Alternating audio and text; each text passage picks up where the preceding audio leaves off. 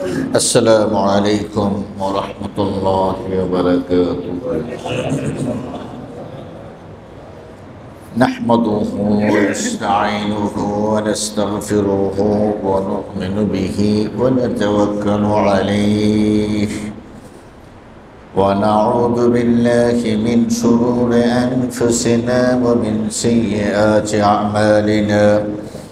من يهد الله فلا مضل له ومن يضلله فلا هادي له، وأشهد أن لا إله إلا الله وحده لا شريك له، وأشهد أن سيدنا وحبيبنا محمدا عبده ورسوله الذي أرسله بالحق بشيرا ونذيرا وداعيا إلى الله بإذنه وسراجا منيرا.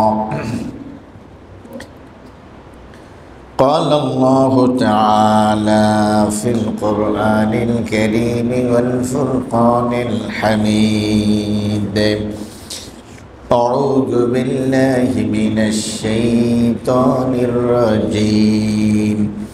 بسم الله الرحمن الرحيم. ومن أعرض عن ذكري فإن له معيشة ضنكا ونحشره يوم القيامة أعمى. اللهم صل وسلم وبارك على محمد وعلى آله وصحبه أجمعين. শ্রদ্ধেয় মুসল্লি ভাইরা, রব্বুল ইজ্জত ওয়াল জালাল আল্লাহ তাবারাকা ওয়া তাআলার দরবারে হাজারো কোটি শুকর যে তিনি আমাদেরকে হেদায়েতের মতো শ্রেষ্ঠ নিয়ামত দিয়ে ধন্য করেছেন।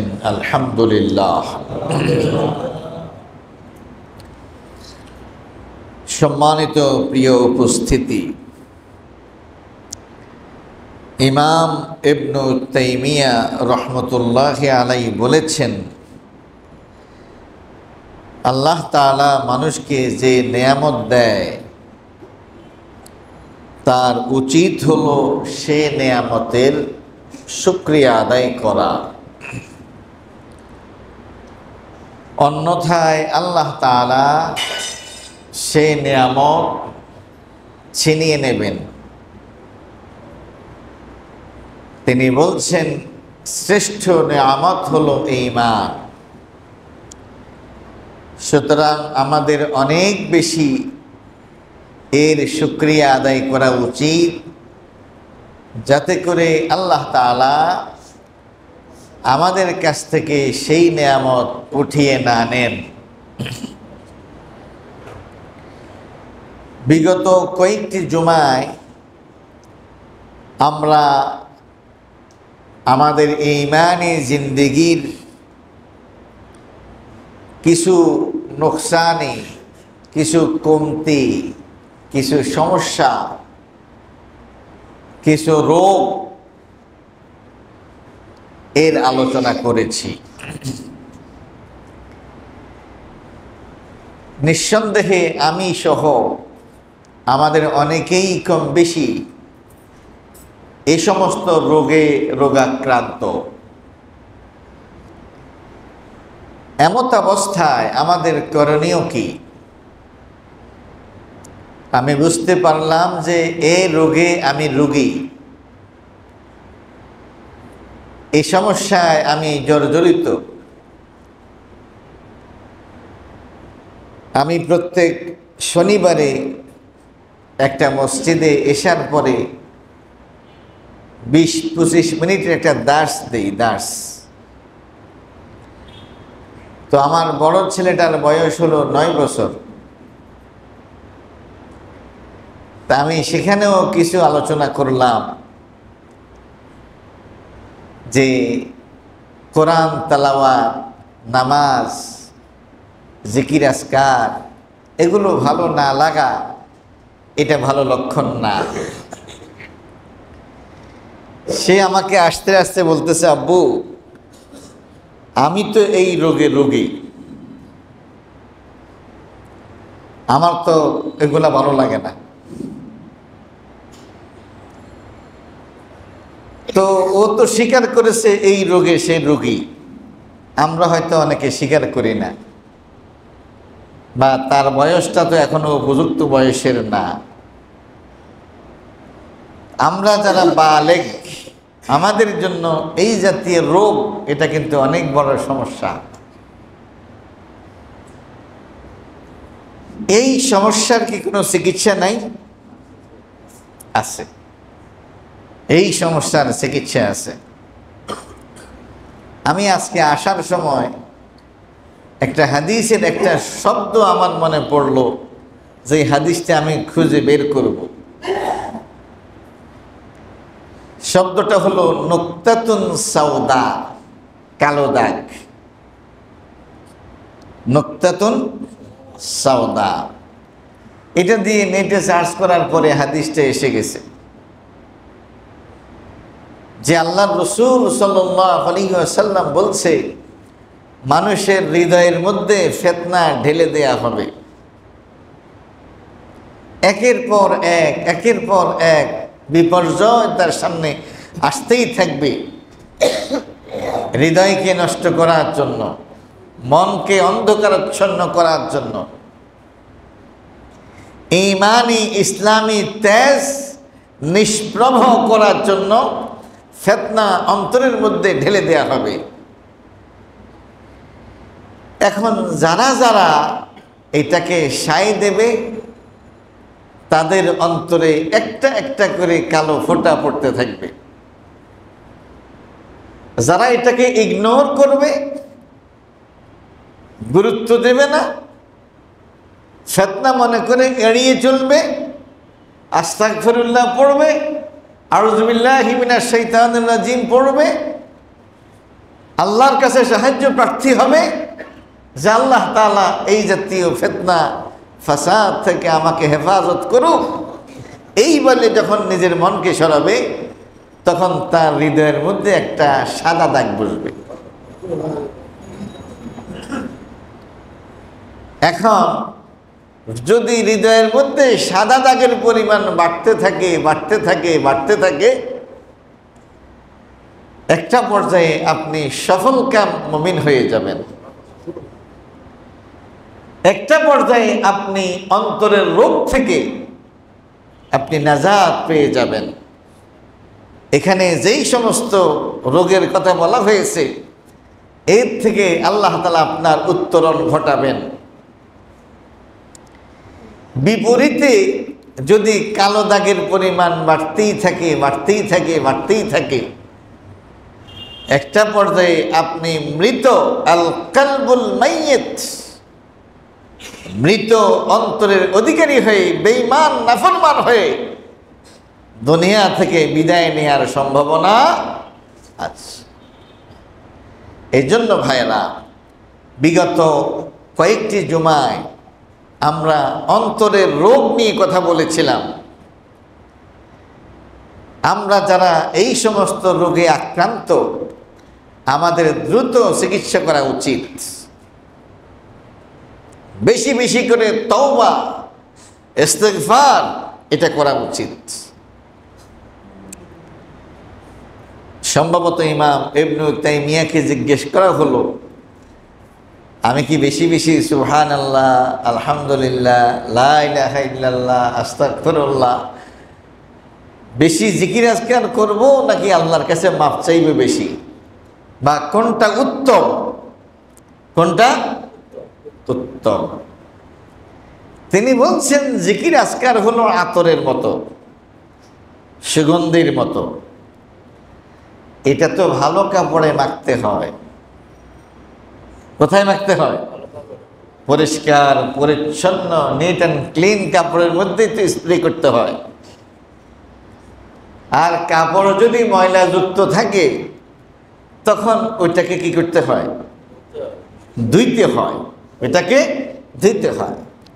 সুতরাং যারা পাপী তাদের উচিত হলো বেশি মাত্রায় ইস্তেগফার পড়া, বেশি মাত্রায় আল্লাহর কাছে মাপ চাওয়া, তওবা করা, কান্নাকাটি করা। কারণ তার হৃদয় তো কালো হয়ে আছে, এটাকে আগে ধুইতে হবে। আগে কি করতে হবে? ধুইতে হবে। ইস্তেগফার বেশি বেশি তাদের করা উচিত। আর আমরা তো প্রত্যেকেই আমাদের পাপটাই বেশি, আমাদের পাপটাই বেশি, আমাদেরকে বেশি মাত্রায় ইস্তেগফারই করা উচিত। আল্লাহ তাআলা আমাদেরকে বুঝার তৌফিক নসিব করুন, সবাই বলেন আমিন। অন্তরের রোগের মধ্যে অনেকগুলো কথা আমরা বলেছিলাম, যেগুলা দুনিয়ার শাস্তি হিসাবে ইমাম ইবনুল কাইয়িম আল জাওজিয়া বলেছেন। আরেকটা শাস্তি হলো তুলুল হাম্মি ওয়াল গাম্মে, তুলুল হাম্মে ওয়াল গাম। এখানে শব্দ হলো তিনটা, একটা হলো হাম্মন, একটা হলো হজনন, একটা হলো গাম্মন। একটা কি? গাম্মন। ফাস্তাজাবনা লাহু ওয়া নাজ্জাইনাহু মিনাল গাম ওয়া কাযালিকা নুনজিল মুমিনিন। রানিং বিপদে থাকা, চলমান সময়ে বিপদ মুসিবতে থাকা, এটা হলো গাম। এটা কি? গাম। আর হাম মানে হলো অতীতকালীন বিষয়ের জন্য চিন্তা পেরেশানির মধ্যে ডুবে থাকা। আর হজন মানে হলো ভবিষ্যৎ নিয়ে চিন্তা ভাবনা করতে থাকা। এখন এটা দুনিয়ার একটা শাস্তি, যে আল্লাহ তাআলা মানুষকে অতীতকালীন তার হারানো বিভিন্ন বিষয়ে তাকে আফসোসের মধ্যে রেখে দেয়া। একজন মানুষকে শয়তান আক্রমণ করার প্রথম এবং প্রধান ধাপ হলো তার মধ্যে পেরেশানি দিয়ে দেয়া। এই জন্য পেরেশানির সাথে ইসলামের মানে যায় না।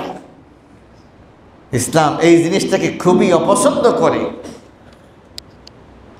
মুমিন সদা সর্বদা আল্লাহ তাআলাকে সাথে নিয়ে চলবে। তার জীবনে হারানো বলতে কোনো কিছু নেই। টাকা হারাইছে, পয়সা হারাইছে, বাড়ি হারাইছে, গাড়ি হারাইছে, সন্তান হারাইছে, বিবি হারাইছে, এগুলা মূলত বড় কোনো সমস্যা না। বড় সমস্যা হলো আল্লাহ তাআলাকে হারানো, হেদায়েতকে হারানো, ঈমানকে হারানো, ইসলামী জিন্দেগিকে হারানো। এটা হলো সমস্যা।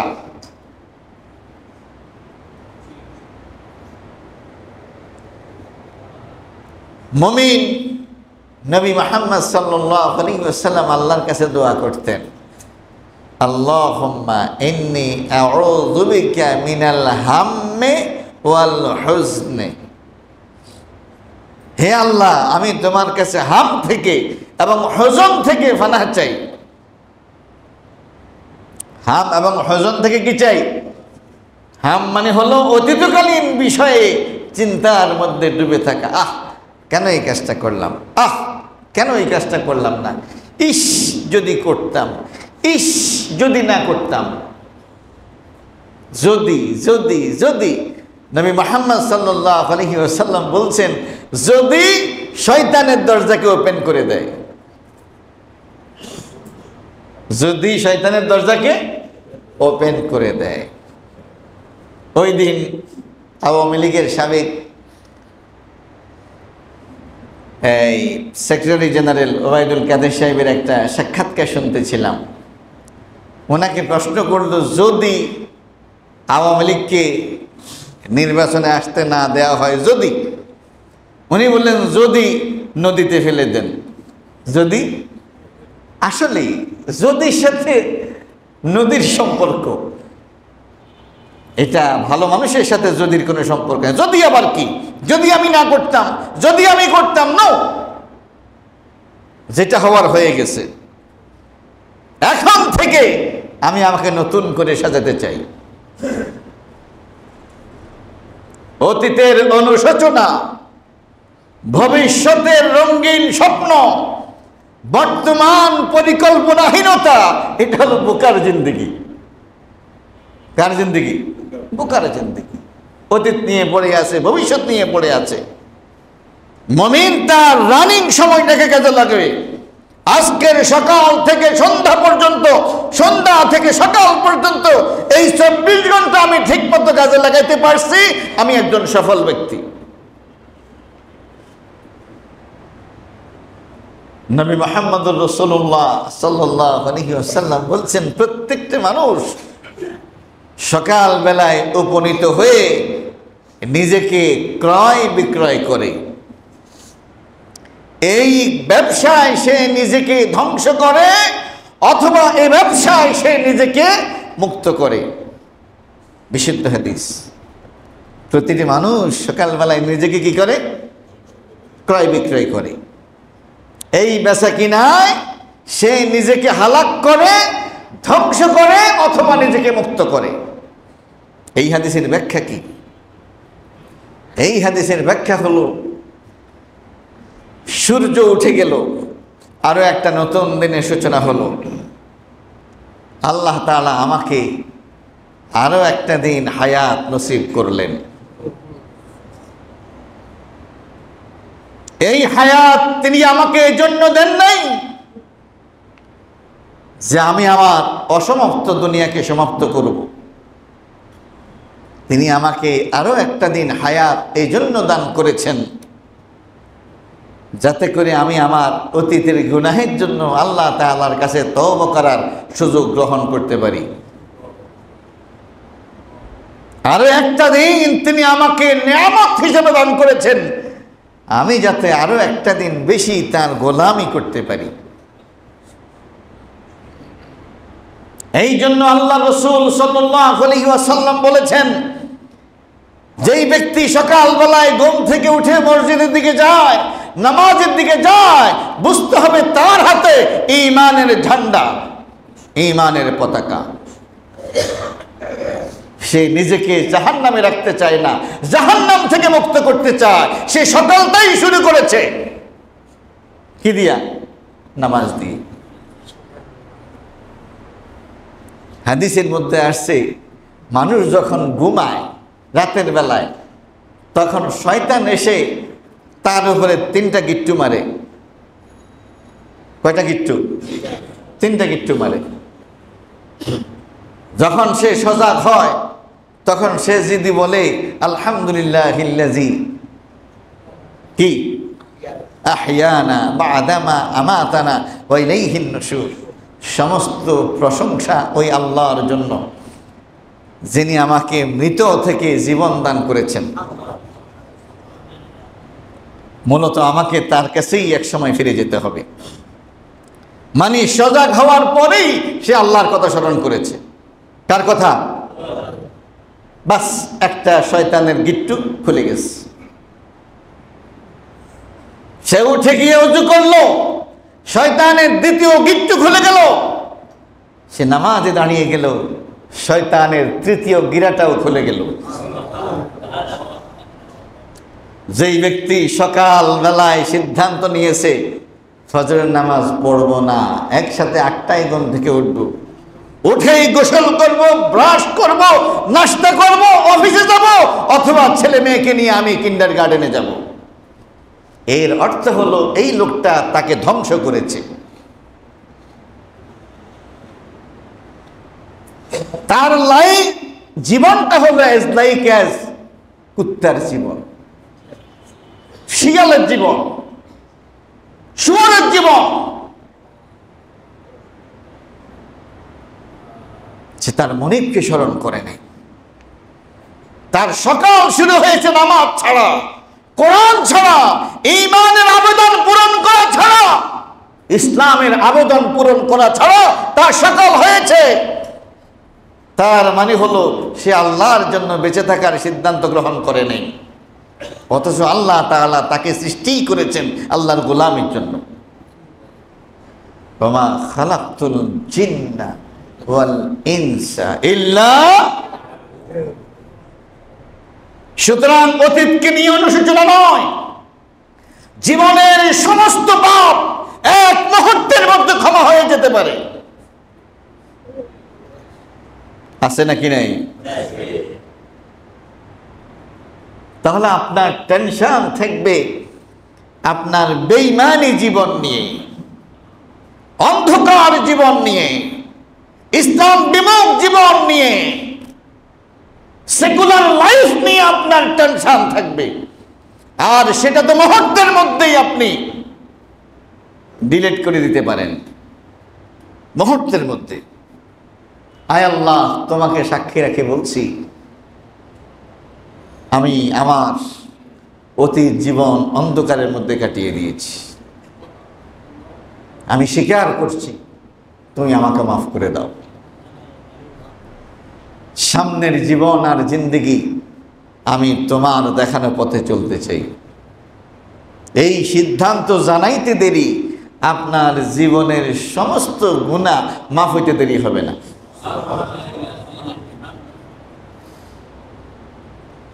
কি বলেন, ঠিক কি না?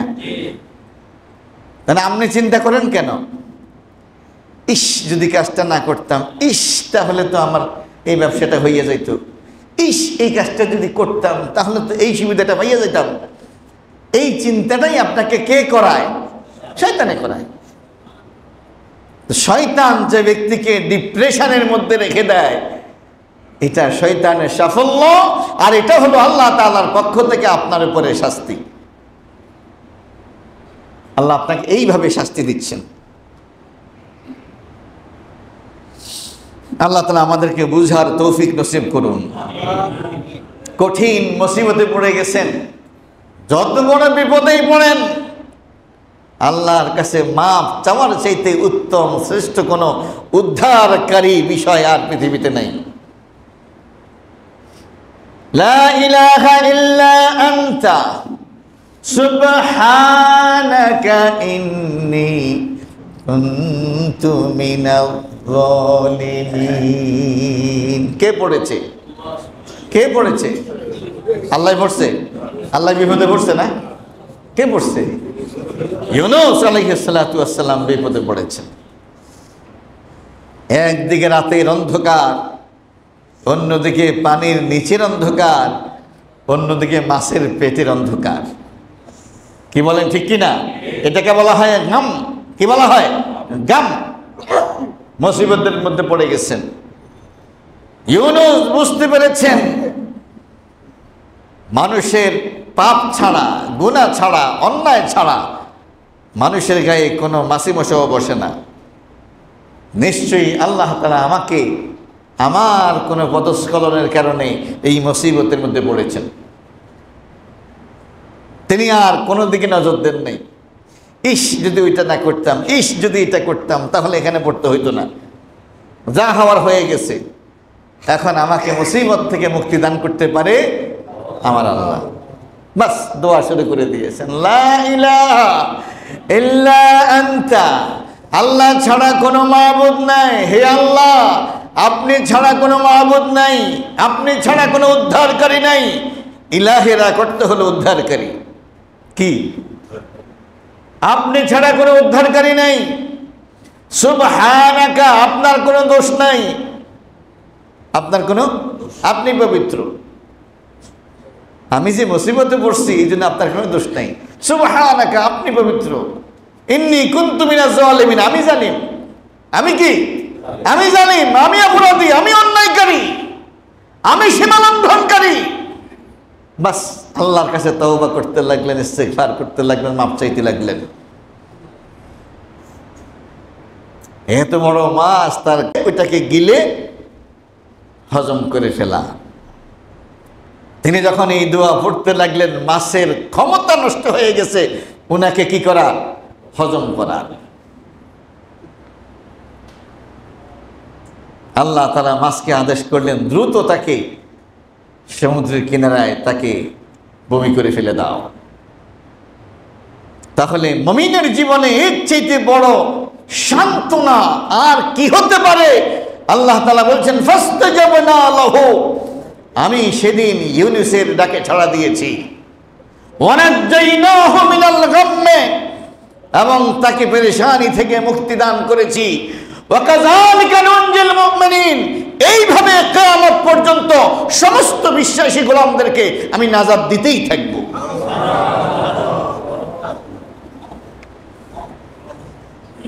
তাহলে হুজুন, চিন্তা, পেরেশানি, এর মধ্যে ডুবে থাকা, এটা কিন্তু শাস্তি। এটা কি শাস্তি? আল্লাহ তাআলা এর থেকে আমাদেরকে হেফাজত করুন। বেশি বেশি করে লা হাওলা ওয়ালা কুওয়াতা ইল্লা বিল্লাহ পড়বেন। সকালে কমপক্ষে 100 বার, সন্ধ্যায় কমপক্ষে 100 বার পড়বেন। লা হাওলা ওয়ালা কুওয়াতা ইল্লা বিল্লাহ, এটা হলো কানজুন মিন কুনুজিল জান্নাহ, জান্নাতের গুপ্ত ধন সমূহের মধ্যে একটি।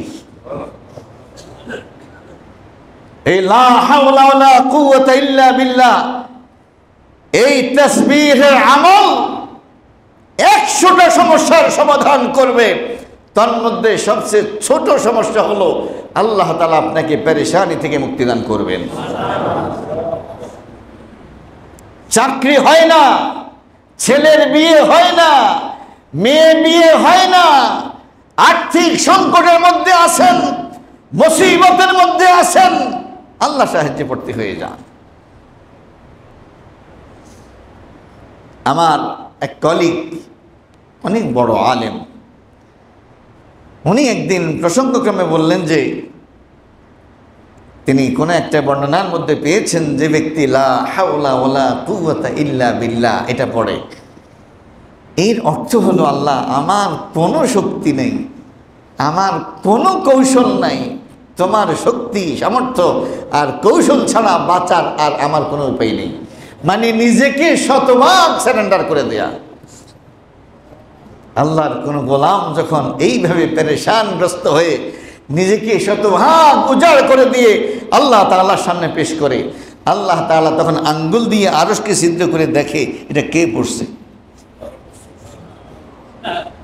কে পড়ছে, কে নিজেকে এইভাবে আমার সামনে সঁপে দিয়েছে। সুবহানাল্লাহিল আযীম ওয়া বিহামদিহি। সুতরাং ভাইরা আমার, পেরেশানি, চিন্তা, এর থেকে বাঁচার জন্য তওবা, ইস্তিগফার, আল্লাহর কাছে মাপ চাওয়া। আননেসেসারি কোনো বিষয়ে চিন্তা করবেন না। হাদিসের মধ্যে আসছে যে আল্লাহ রাসূল সাল্লাল্লাহু আলাইহি ওয়াসাল্লাম বলছেন, যেই ব্যক্তি তার সমস্ত পেরেশানিকে একটা পেরেশানি বানাবে, মান জাআলাল হুমুমা হাম্মান ওয়াহিদা হাম্মাল আখিরাহ, যেই ব্যক্তির সমস্ত পেরেশানি আখিরাত, যে আমি কবর থেকে কেমনে নাজাত পাবো, আমি মিজানের পাল্লায় আমার অবস্থা কি হবে, হাসরের ময়দানে আমার কি অবস্থা হবে, আমি কিভাবে সিরাত অতিক্রম করব, কিভাবে জাহান্নামের আগুন আমি সহ্য করব, তার শুধু চিন্তা, একটা চিন্তা, সেটা হলো আখিরাতের চিন্তা। আল্লাহ নবী সাল্লাল্লাহু আলাইহি ওয়াসাল্লাম বলতেছেন, তার আরো যেই সমস্ত সমস্যা আছে ওগুলার দায়িত্ব আমি আল্লাহ গ্রহণ করব। বুঝেন নাই কথা? আমনের কত চিন্তা, আমনের ফলাফাইন পড়ালেখা পারে না, আমনের বউ আমনের কথা শোনে না, আমনের ইনকাম হলো কম, আমনের ফলা অসুস্থ, আমনের মাইয়া রোগী, আপনার মা বাবার এই সমস্যা, এই যে হাজারো সমস্যা, আপনি কয়টা সমস্যা সমাধান করবেন? আল্লাহ নবী সাল্লাল্লাহু আলাইহি ওয়াসাল্লাম বলছেন, তুমি শুধু একটা চিন্তা করো, সেটা হলো কেমনে আল্লাহকে রাজি করবা, কেমনে আল্লাহকে খুশি করবা, জাহান্নামের আগুন থেকে বাঁচবা। তোমার আরো যে সমস্ত সমস্যা আছে এটা আমি আল্লাহ জানি। সুবহানাল্লাহ বাড়িতে কইয়েন, সুবহানাল্লাহ কয় না, ঠিক কোথায় বসে রয়েছে? তোমার সমস্যাগুলোর সমাধান আমি আল্লাহ করে দেব। সুবহানাল্লাহ। এই জন্য এই চিন্তা পেরেশানিকে প্রশ্রয় না দেয়া। হুজুর, চিন্তা তো আসে, চিন্তা আসবে না কেন?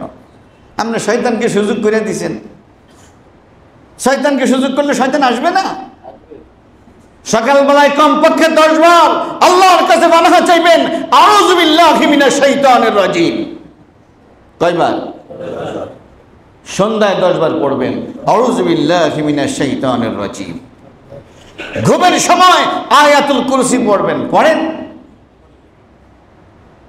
হাদিসের মধ্যে আসছে যে ব্যক্তি আয়াতুল কুরসি পড়ে ঘুমায়, আল্লাহ তাআলা একজন ফেরেশতা তাকে পাহারা দেওয়ার জন্য নিযুক্ত করে দেয়। আপনার বাড়ি পাহারা দেওয়ার জন্য পাহারাদার রাখছেন, কুত্তা রাখছেন, কিন্তু আপনি আয়াতুল কুরসি পড়েন না। আরে আপনার নাইট গার্ড তো স্বপ্নে দেখে।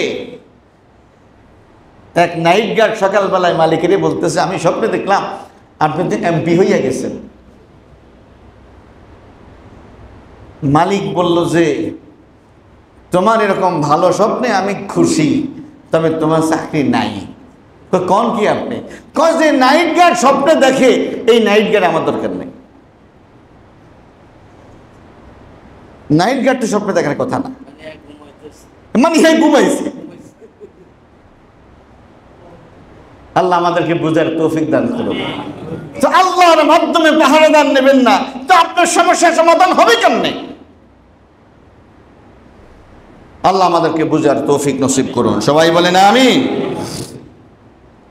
প্রিয় ভাইরা আমার, আরেকটা অশান্তি আল্লাহ তাআলা বলছেন কোরআনুল কারীমের মধ্যে, ওয়ামান আ'রাদা আন যিকরি ফাইন্না লাহু মাঈশাতান দনকা। জীবন হবে সংকীর্ণ। জীবন কি? সংকীর্ণ হবে। এসি আছে, শরীর ঠান্ডা হয় কিন্তু মন ঠান্ডা হয় না। এরকম আছে নাকি নাই? আছে? হ্যাঁ, আছে। শরীর ঠান্ডা হয় কিন্তু মন ঠান্ডা হয় না। কারণ মনের নিয়ন্ত্রণ কার হাতে? মনের প্রশান্তি কার হাতে? মনের অশান্তি কার হাতে? আল্লাহ তাআলা বলছেন, ওমান আ'রাদা আন যিকরি, যে ব্যক্তি আমার জিকির থেকে মুখ ফিরিয়ে রাখে। যে ব্যক্তি আমার জিকির থেকে মুখ ফিরিয়ে রাখে। জিকির মানে হলো আল কোরআন। জিকির মানে কি? আল কোরআন। যেই ব্যক্তি কোরআন থেকে মুখ ফিরিয়ে রাখে, আল্লাহ তাআলা বলছেন আমি তার জীবনটাকে সংকীর্ণ করে দেব। খাইব মজা পাইতো না, খাইব মজা পাইতো না, সবর হবে না, সবর তৃপ্তি তার থাকবে না। মেন্টাল যে স্যাটিসফ্যাকশন, এই নিয়ামত থেকে আল্লাহ তাআলা তাকে বঞ্চিত রাখবেন। মানসিক প্রশান্তি শ্রেষ্ঠ একটা সম্পদ। কি বলেন, ঠিক কিনা? এই মানসিক প্রশান্তি এটা টাকা দিয়ে পাওয়া যায় না, এটা পয়সা দিয়ে পাওয়া যায় না। ডাক্তারের কাছে গেলে আপনাকে কি করে জানেন? যাতে পেরেশানি না আসে, এই জন্য আপনাদের ঘুমের ওষুধ দেয়। কিসের ওষুধ দেয়? ঘুমের ওষুধ দেয়, যে আপনি ঘুমাই থাকেন। এইভাবে আপনাকে পেরেশানি থেকে মুক্ত রাখার চেষ্টা করে, মানসিক অশান্তি থেকে মুক্ত রাখার চেষ্টা করে। কিন্তু সজাগ হইলেই আপনি আর দুনিয়াতে নাই, তাই কেউ না থাকার মতো।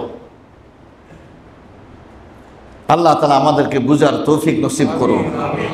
তার মানসিক প্রশান্তি উঠিয়ে নেয়া এটা একটা শাস্তি। এটা কি? এটা একটা শাস্তি। ওয়ানাহশুরুহু ইয়াওমাল কিয়ামাতি আ'মা। আল্লাহ বলতেছেন আমি তাকে দুনিয়াতে শাস্তি দিয়েই থেমে থাকবো না। কিয়ামতের দিন তার হাসর হবে অন্ধ অবস্থায়। কি অবস্থায়? অন্ধ অবস্থায়। ক্বালা রাব্বি লিমা হাশারতানি আ'মা ওয়া ক্বাদ কুনতু كنت بصيرا সে আল্লাহরে বলবে, আল্লাহ দুনিয়াতেই তো আমার চোখ ছিল, এখন হাসরের ময়দানে আমার চোখ গেল কই? আমার যে চোখ নাই, আমি যে কিছু দেখি না, কারণটা কি? قال كذلك أتتك آياتنا فنسيتها وكذلك اليوم تنسى সেদিন তোমার কাছে আমার কোরআনের আয়াতগুলো গিয়েছে। জীবনে কত কিছু পড়েছো এই চোখ দিয়া, হুমায়ুন আহমদের কোনো বই বাকি রাখো নাই। পত্রিকার এই মাথা থেকে এই মাথা পর্যন্ত হাইরে পড়া কারে কয়। ফেসবুকে ঢুকলে আর বাইরে আবার কোনো খবর নাই, এমনকি বাথরুমে যাওয়ার সময় মোবাইল নিয়ে যায়। কি ঠিক কিনা? আমার চোখের ব্যবহার তুমি এভাবে করেছো, আমার কোরআনের সাথে তুমি কি আচরণ করেছো? তুমি আমার কোরআন দেখে দেখে তেলাওয়াত করো নাই, তুমি আমার কোরআনের পাঠক হও নাই। তুমি বাংলা ভাষাভাষী ছিলা, আমার কোরআন ছিল আরবি ভাষায়। কখনোই তুমি তোমার ভাষায় আমি কি বলেছি এটা জানার চেষ্টা করো নাই।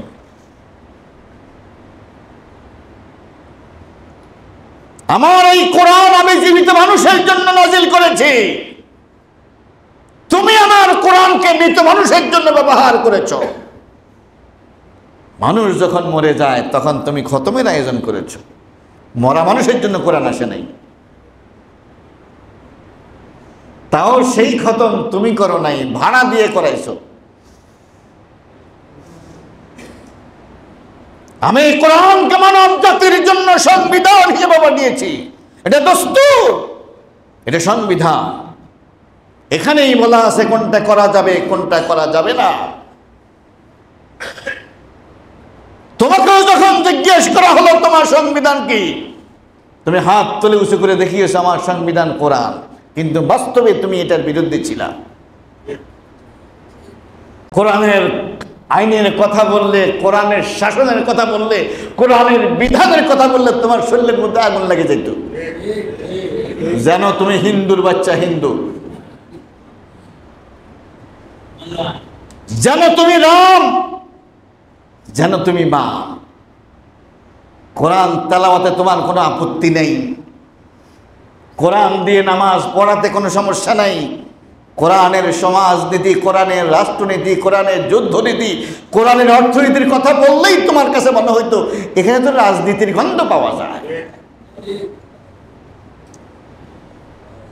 আমার আয়াতের সাথে শয়তানি করেছো, অন্ধের মতো আচরণ করেছো, আর আজকে বলতেছে আমার চোখ গেল কই?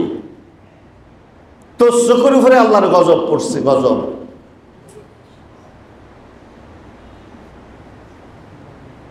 তুই আমার আমানতের খেয়ানত করেছিস। তোকে যে আমি চোখ দিয়েছিলাম এটা ছিল আমানত।